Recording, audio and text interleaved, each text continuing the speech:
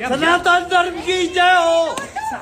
दोस्तों, चप्पलों से पिटते और सनातन धर्म की जय के नारे लगाते ये वकील राकेश किशोर हैं। आपके मन में भी ये सवाल आ रहा होगा कि आखिर इन पर इस तरह से हमला क्यों किया गया। तो दरअसल ये वही वकील हैं जिन्होंने पूर्व सीजेआई गवई पर सुनवाई के वक्त जूता फेंका था।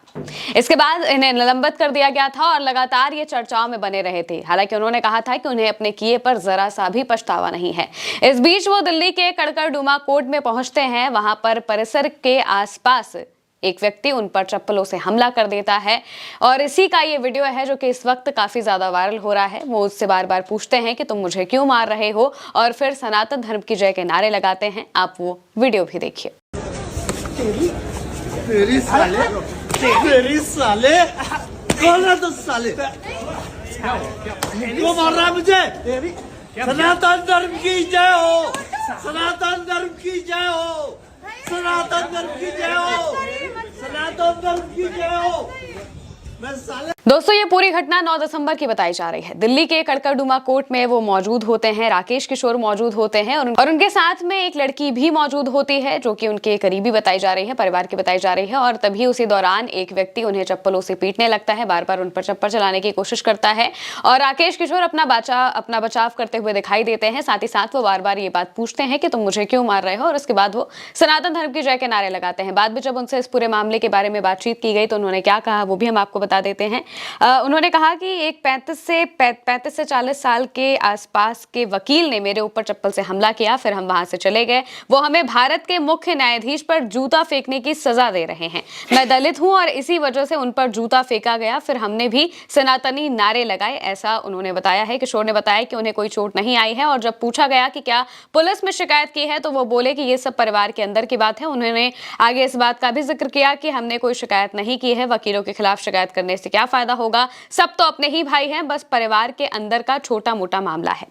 दोस्तों, 6 अक्टूबर को जब सीजेआई गवई एक मामले की सुनवाई कर रहे थे जिसमें खजुराहो में विष्णु की पुरानी मूर्ति को लेकर जो सुनवाई चल रही थी उसे वापस रिस्टोर करने को लेकर सुनवाई कर रही थी, उस वक्त सीजेआई गवई का एक बयान भी काफी ज्यादा वायरल हुआ था जिसमें उन्होंने कहा था कि ये बात आप जाकर अपने भगवान से ही कहिए कि वो मूर्ति को ठीक कराएं।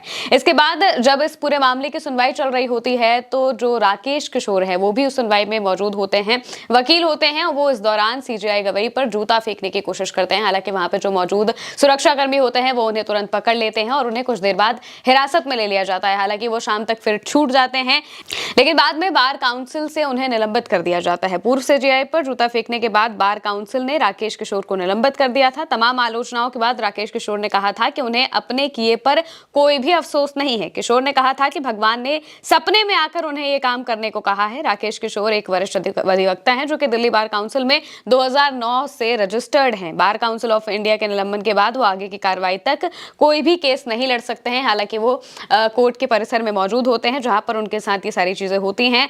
जो खजुराहो की मूर्ति की हम बात कर रहे थे, दरअसल वो विष्णु की 7 फीट की मूर्ति का सिर काट दिया गया था और उसे वापस जोड़ने के केस की सुनवाई चल रही थी, जहां पर सीजेआई गवई की बेंच इसकी सुनवाई कर रही थी। सुनवाई के दौरान उन्होंने कहा था कि जिनको दुख है वो भगवान से ही पूछ लें। ये बात वकील किशोर को अच्छी नहीं लगी थी और उन्होंने उस वक्त फिर सीजेआई पर हमला करने की कोशिश की थी और उस वक्त काफी ज्यादा इस पर बवाल हुआ था कि आखिर देश के मुख्य न्यायाधीश पर कोई कैसे इस तरीके से जूता चला सकता है और उस पर कोई कानूनी कार्रवाई भी नहीं होती है, बस उन्हें अपने पद से निलंबित किया जाता है और अभी तक वो सस्पेंडेड है। कुछ वक्त बाद अगर उनका सस्पेंशन खत्म हो जाता है तो वो वापस से अपना केस भी लड़ने लगेंगे। लेकिन सवाल बार बार ये उठता है कि आखिर सीजेआई पर हमला करने वाले पर कोई कार्रवाई, सख्त कार्रवाई क्यों नहीं हुई। हालांकि फिर भी जब ये खबर सामने आती है कि उन पर चप्पलों से हमला किया गया है तो उसको लेकर लगातार निंदा भी होती है कि इस तरीके से किसी के भी साथ मारपीट नहीं करनी चाहिए। जो कानूनी रास्ते हैं उनके जरिए ही अपनी आलोचनाओं को दर्ज कराना चाहिए। हालांकि आप इस वीडियो को लेकर क्या कहेंगे कमेंट में बताइएगा। मैं हूं महिमा और आप देखते रहिए उल्टा चश्मा यूसी।